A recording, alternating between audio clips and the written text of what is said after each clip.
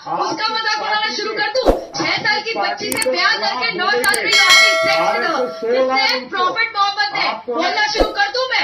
हाँ, earth is flat according to Quran 88:20। बकवास ना कीजिए, उठते हुए घोड़े पे बैठकर खून हो जाइए। Don't make a start. बाज गाली किस्म के अहले तशय्यो और राफदियों की तरफ से उनकी हया के हवाले से कि जो उन्होंने आप सल्लल्लाहु अलैहि वसल्लम की निस्बत से बिल्कुल जो एक मियां बीवी के रिलेशनशिप वाली अहादीस को रवायत किया, और मुनकरीन हदीस जो है वो इस मामले में इमाम बुखारी और इमाम मुस्लिम को मुजरिम समझते हैं। वो कहते हैं कि इन्होंने झूठी हदीसें गढ़ी हैं, नाऊदु बिल्लाह। और दूसरी तरफ रवाफिज जो है वो सईदा आयशा की तरफ चल पड़ते हैं। दोनों ही झूठे हैं। सईदा आयशा चूंकि आप सल्लल्लाहु अलैहि वसल्लम की बीवी थी और जाहिर है कि आप सल्लल्लाहु अलैहि वसल्लम के अहले बैत में भी दाखिल हैं, तो आप सल्लल्लाहु अलैहि वसल्लम की जो आइली जिंदगी है, जो मियां बीवी का रिलेशनशिप है, इसी तरीके से गुस्ल और वुजू और बाकी हैज और नफाज के जो मामलात हैं और जनाबत के इशू हैं, ये तमाम सारी अहादीस जो है वो जाहिर है कि आपकी बीवी से ही आगे ट्रांसफर होनी थी। और इसी में हिकमत है कि बड़ी कम उम्र में सईदा आयशा का निकाह हुआ नबी सल्लल्लाहु अलैहि वसल्लम के साथ, ताकि एक क्लीन स्लेट मेमोरी वाली औरत आप सल्लल्लाहु अलैहि वसल्लम के अकद में आए और आप सल्लल्लाहु अलैहि वसल्लम उसकी तरबियत करें, क्योंकि उसने आप सल्लल्लाहु अलैहि वसल्लम के बाद 47 साल तक जिंदा रहना था। 58 हिजरी में फौत हुई हैं।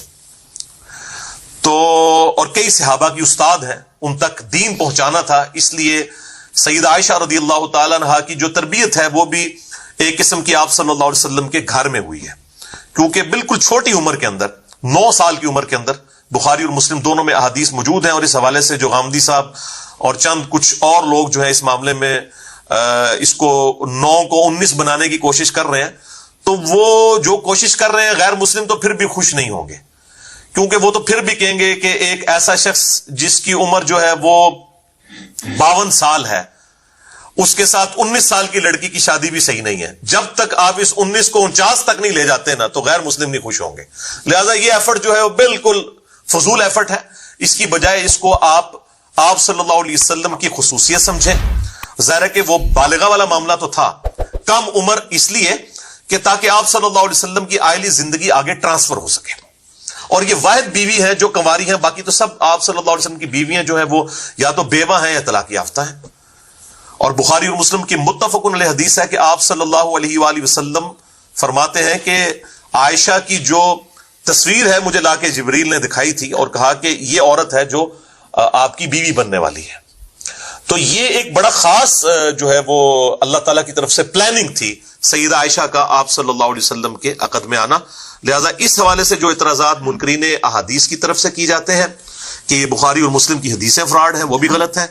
और इसी किस्म के इतराज़ात जो गाली और राफदियों की तरफ से किए जाते हैं कि वो सईदा आयशा की हुर्मत के ऊपर हमला करते हैं। खुसूसन आजकल एक मशहूर अरब के स्कॉलर है यासिर अल हबीब, जिनको अहले तशय्यो के उलमा ने खुद जो है राफदी डिक्लेयर कर दिया और गुमराह, क्योंकि वो इमाम खुमैनी को भी काफिर कहते हैं और अजीब व गरीब किस्म के मामलात करते हैं। अब उनका मैं रद्द ज़ाहिर उर्दू में तो नहीं कर सकता, ज़ाहिर है कि वो उसके लिए तो अरबी में करना पड़ेगा, वो अरबी में कर रहे हैं सारे मामलात। लेकिन चूंकि उनके वीडियोस आजकल आम है तो मैं इस हवाले से क्लियर कर दूं।